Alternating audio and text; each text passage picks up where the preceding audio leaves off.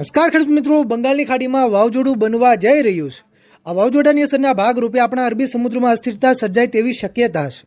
અને હાલના વેધર મોડેલોના સંકેતો પ્રમાણે જો આપણા અરબી સમુદ્રમાં અસ્થિરતા સર્જાય તો તેની સીધી અસર આપણા ગુજરાતના વાતાવરણમાં થઈ શકે છે. માવઠાના વરસાદની શક્યતાને પણ મિત્રો નકારી શકાય એમ નથી. મિત્રો આપણે સૌ લોકો જાણીએ છીએ એ પ્રમાણે ચોમાસાનો વરસાદ ફાયદાકારક હોય છે, પણ શિયાળામાં કે ઉનાળામાં જો માવઠાનો માર પડે તો ખેડૂતોએ રાતને દિવસે એક કરી કાળી મજૂરી કરી તાપને તડકો વેઠી જે પાક પકવેલો હોય છે એમાં પાણી ફરી જતું હોય છે. મિત્રો કઈ તારીખે અને રાજ્યના કયા વિસ્તારોમાં માવઠાના વરસાદ પડવાની શક્યતા છે તેની વાત કરીશું. સાથે બંગાળની ખાડીમાં બની રહેલા વાવાઝોડાની સ્થિતિ શું છે તેની પણ વાત કરીશું. વિડીયો ખૂબ જ ઉપયોગી બનશે, એટલે થોડો સમય કાઢીને આ વિડીયો પૂરો જોતા રહેજો. વિડીયો શરૂ કરતા પહેલાં ખાસ વિડીયોને એક લાઇક કરી દેજો. ચેનલને સબસ્ક્રાઇબ ના કરી હોય તો આવી જ રીતે ખેડૂતોને ઉપયોગી કોઈ પણ સમાચાર સૌથી પહેલાં જોવા માટે આપણી આ ચેનલને સબસ્ક્રાઇબ કરવાનું ભૂલતા નહીં. મિત્રો હવે ખાસ સાંભળજો, વિડીયોમાં તમે વેધર મોડેલોના માધ્યમથી લાઈવ જોઈ શકો છો. હાલ બંગાળની ખાડીમાં અસ્થિરતા સર્જાઈ રહી છે. મિત્રો અસ્થિરતા એટલે કે હવાનું હળવું દબાણ સર્જાઈ રહ્યું છે, જે આગામી 12 થી 18 કલાકની અંદર લો પ્રેશર સિસ્ટમમાં પરિવર્તિત થઈ જશે. મિત્રો આ સિસ્ટમના કારણે જ આપણા ગુજરાતના વાતાવરણમાં પલટો આવી શકે છે અને માવઠારૂપી વરસાદ પડવાની શક્યતા પણ વધી જાય છે. કઈ રીતે હું તમને આગળ જણાવી રહ્યો છું. મિત્રો આગામી 12 થી 18 કલાકની અંદર બંગાળની ખાડીમાં જે અસ્થિરતા સર્જાય છે એ લો પ્રેશર સિસ્ટમમાં તૈયાર થઈ જશે.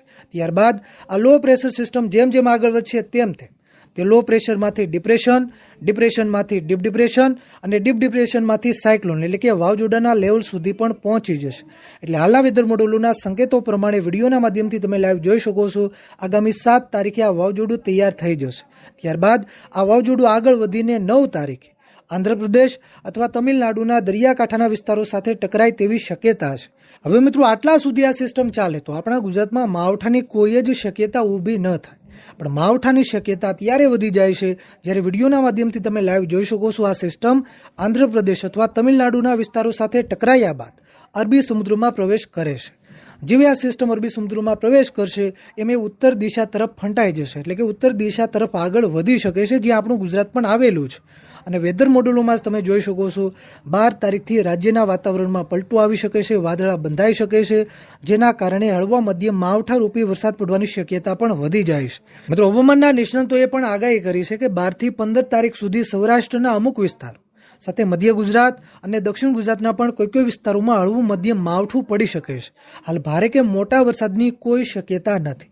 અને મિત્રો આ સિસ્ટમના ટ્રેકની અંદર ફેરફાર થવાની શક્યતા પણ હોય છે, પણ ન કરે નારે કદાચ આ સિસ્ટમના ટ્રેકમાં કોઈ ફેરફાર થતો નથી તો મેં તમને વેધર મોડેલોના માધ્યમથી લાઈવ જણાવ્યું એ પ્રમાણે 12 થી 15 તારીખ સુધી હળવું મધ્યમ વરસાદ પડી શકે.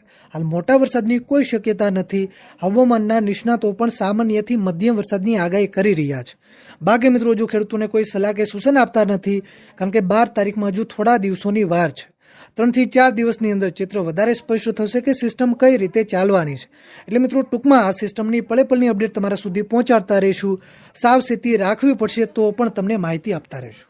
આ વિડીયોને તમારા બધા જ ગ્રુપમાં શેર કરો, જેથી બધા ખેડૂત મિત્રો સુધી આ માહિતી પહોંચે.